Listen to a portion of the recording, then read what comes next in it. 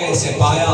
تو موسیٰ علیہ السلام نے کہا کہ خدا ایک زندہ چڑیا ہے جس کو آگ میں بھنا جا رہا ہے، نہ اڑ رہی ہے نہ مر رہی ہے، میں نے اپنے موت کو ایسے پایا۔ میں نے آپ نے مثال دے کر کہا ایک مخمل کا کپڑا ہے جس کو کانٹے دار درخت پر ڈال دیا گیا، پھر جب جھٹکے سے اسے اٹھا لیا جاتا ہے تو رواں ان داغوں سے جیسے باہر نکلتا ہے، میرے جسم سے ایسی ہی روح نکلی ہے جیسے مخمل کے کپڑے سے آگا الگ الگ جدا ہو گیا ہے۔ تو کہنے کا مطلب ہے کہ یہی میرے محبوب کا صدقہ ہے جو ہماری روحوں کو جس حالت میں جیو گے اس حالت میں مرو گے، اس حالت میں کل قیامت کے دن قبروں سے اٹھائے جاؤ گے۔ منہا خلقناکم وفیہا نعیدکم ومنہا نخرجکم تارۃ اخری، اسی مٹی سے پیدا کیا ہے اور اسی مٹی میں ہمیں دفنایا جائے گا، اور کل قیامت کے دن اسی مٹی سے خدا کے جناب میں ہمیں پیش کیا جائے گا۔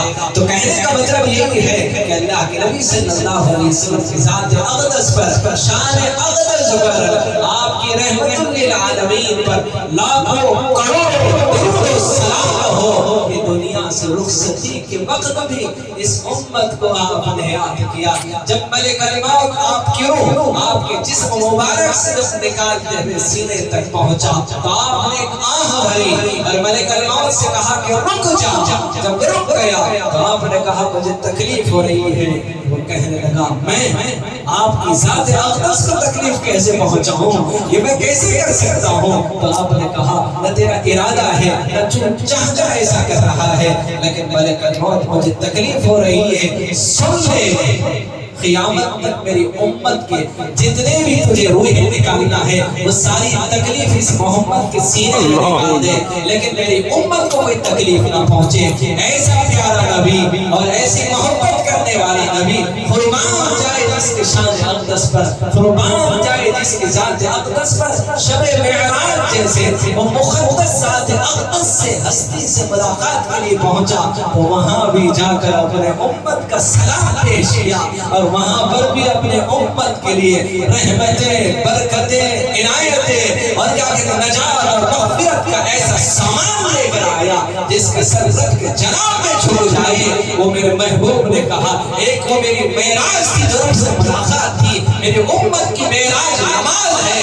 جب وہ قدموں میں سر رکھتا ہے تو اس کی معراج ہے وہ سر زمین پر نہیں بلکہ وہ رب کے قدموں پہ اپنے سر رکھتا ہے اور کہتا ہے سبحان ربی الاعلی، سبحان ربی الاعلی۔ اے اللہ تو اعلیٰ ہے میں ادنا ہوں، تو آقا ہے میں غلام ہوں، تو رب ہے میں مربوب ہوں، تو رزاق ہے میں مرزوق ہوں، تو خالق ہے میں مخلوق ہوں، تو معبود ہے میں تیرا بندہ ہوں، تو اعلیٰ ہے میں ادنا ہوں، تو غنی ہے میں فقیر ہوں، میں حقیر ہوں، میں ذلیل ہوں، میں بے حیثیت ہوں، میں بے حقیقت ہوں۔ کر خدا کی عبادت جوانی میں تو کل بڑھاپا تیرے سر پہ آ جائے گا، طاقتیں دست پا ختم ہو جائے گی، پھر عبادت کا کوئی بھروسہ نہیں۔ میرے محبوب نے کہا پانچ چیزوں سے پہلے غنیمت جان لو۔ غنیمت ہے صحت عدالت سے پہلے، فراغت مشاغل کی کثرت سے پہلے، جوانی بڑھاپے کی زحمت سے پہلے، اقامت مسافر کی رحلت سے پہلے، فقیری سے پہلے غنیمت ہے دولت، جو کرنا ہے کر لے تھوڑی ہے مہلت۔ میرے محبوب نے کہا اس سے پہلے کہ پیغام اجل آ جائے،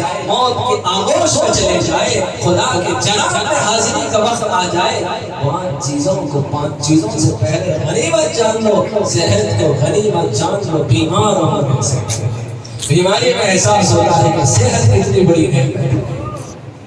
فراغت مشاغل کی کثرت سے پہلے فارغ اوقات کو غنیمت جان لو، مشغول ہونے سے پہلے۔ جب مصروف ہو جاؤ گے پھر چاہتے ہوئے بھی جو فرصت کے لمحوں میں تو خدا کو یاد کرنے کا جو موقع خدا نے تمہیں دیا تھا، آئے انما اموالکم واولادکم فتنہ، یہ امتحان بن کر تمہارے گھر دولت آئے گی۔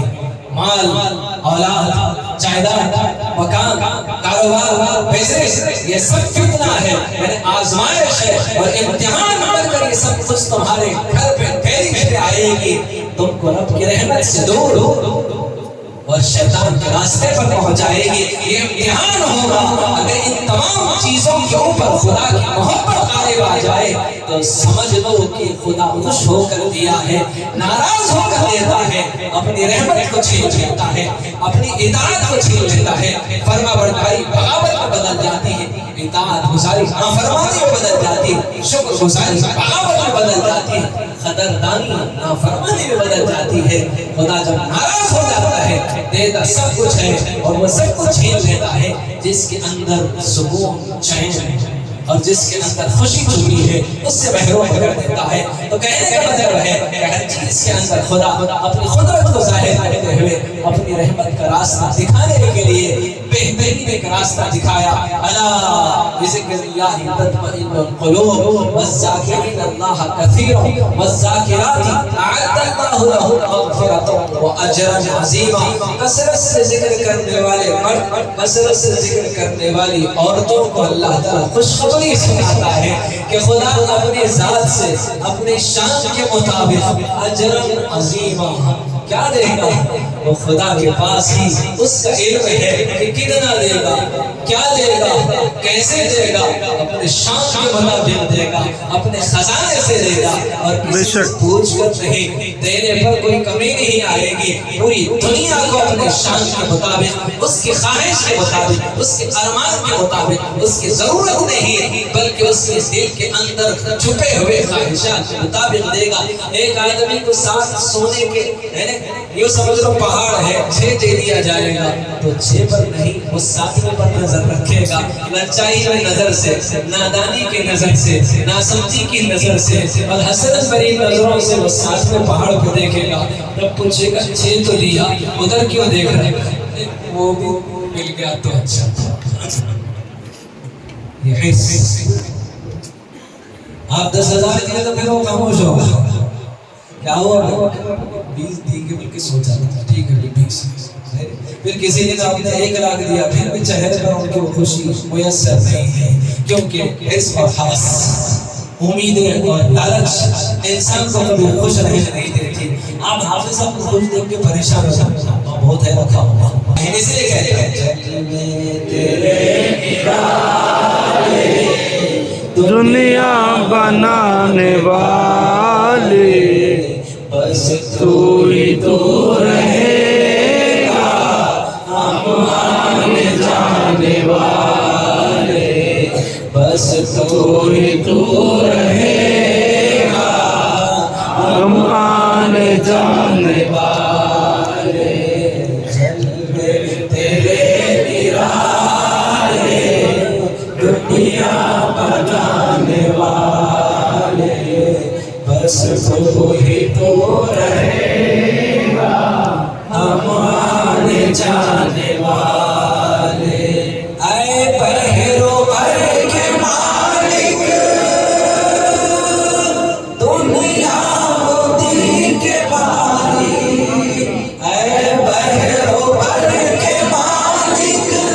کیا شاعر ہے بحروں بھر کے مالک، اے بحروں بھر کے مالک دنیا و دین کے باری، ہر شے میں تیرا جلوہ جلوہ دکھانے والے، ہر شے میں تیرا جلوہ جلوہ دکھانے والے بس تو